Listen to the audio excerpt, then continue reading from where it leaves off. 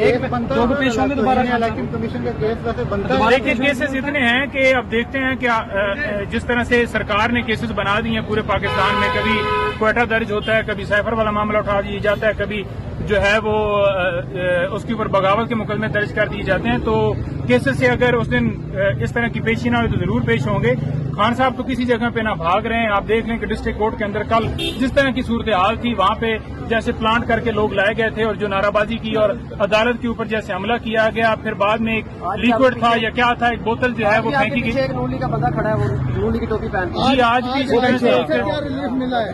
جی دیکھیے کھڑا ہونے سے کوئی فرق نہیں پڑتا، کھڑے ہیں تو کوئی بات نہیں ہے، لیکن یہ ہے کہ جو یہ صرف اور صرف خان صاحب کی جو ہے تسلیل کی جا رہی ہے عدالتوں کے اندر پیش کر کے، عدالتوں کے اندر بلا کے، جو کہ اسٹیٹمنٹ رانا ثناءاللہ نے یہ دی تھی کہ خان صاحب جو ہیں وہ اس کو میں اتنا بگاؤں گا کہ وہ خود کہے گا کہ مجھے گرفتار کرو. تو یہ صرف اور صرف وہ پریکٹس ہوگی. نعیم صاحب، جب بھی خان صاحب پیشی کے لیے آتے ہیں یہی کہا جاتا ہے کہ آج گرفتار کریں گے، کل گرفتار کریں گے، لیکن ریلیف پر ریلیف خان صاحب کو مل رہا ہے. ہوائیں بدلنا شروع ہو گئی ہیں، کیا معاملات بہتری کی جانب جا رہے ہیں عمران خان صاحب؟ دیکھیں گزاری یہ ہے کہ کوئی ریلیف نہیں ہے. جتنے کیسز بنائے گئے ہیں وہ سارے بوگس ہیں. 4 مقدمات میں اگلے دن آپ نے دیکھا کہ آرڈر آیا ہے، آرڈر کے اندر انہوں نے کہا کہ سرکار نے کوئی ثبوت ہی نہیں دیا. تو جب ثبوت ہی نہ ہو کیس کے اندر تو بیل تو کنفرم ہونی. اسی طرح سے جو پریویس بیل ہیں، جن لوگوں میں جن کیسز میں خان صاحب جو ہیں وہ پیش ہو رہے ہیں، ان میں اگر بیل ہو رہی ہے تو کیسز ہی ایسے ہیں کمزور بنائے گئے ہیں جس کی بنیاد کے اوپر ان کو بیلیں ملتی ہیں. اور ریلیف والی صرف بات کی جا رہی ہے کیونکہ ریلیف دیا جا رہا ہے. کیس کوئی ایک ہے ہی نہیں کسی طرح سے کوئی مضبوط کہ جس میں وہ جو خان صاحب کو گرفتار کریں یا سزا دیں.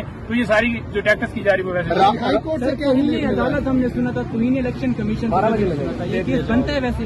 جی اس کے اوپر میں نے وہ پہلے بتایا کہ توہین الیکشن کمیشن جو ہے وہ قانون کے مطابق نہیں ہے. جو کنٹیمپٹ پروسیڈنگ ہے وہ ہائی کورٹ یا سپریم کورٹ وہ کرتی ہے، اور 100 موٹو کا اختیار تو بالکل ہی نہیں ہے، وہ سپریم کورٹ کے پاس ہے. اور یہ جو نوٹس بھیجا گیا وہ غیر قانونی. صاحب لاسٹلی بتائیے کہ خان صاحب سے آپ کی وکلا کی ملاقات ہوئی ہے رات کو، کیا باڈی لینگویج کیا کہنا ہے؟ دیکھیں رات کو جو ملاقات ہوئی ہے تقریباً کوئی ہماری گھنٹہ جاری رہی ہے، اور سائفر کے اوپر بڑا ہنس کے وہ ہمیں بتا رہے تھے کہ دیکھیں یہ جو سائفر ہے وہ بیسیکلی جو اوریجنل ہے، اوریجنل فارم میں جو فارن آفس ہے اس کے پاس ہوتا ہے، اور جو پی ایم ہے اس کے پاس کاپیاں ہوتی ہیں، وہ بھی ڈی کلاسیفائی فارم میں آئی تھی.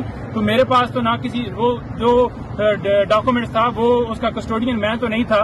تو میرے اوپر جان بوجھ کے یہ الزام لگایا جا رہا ہے. کبھی کہتے ہیں چرا لیا گیا ہے، کبھی کہتے ہیں کہ سیاسی مقاصد کے استعمال کیے گئے.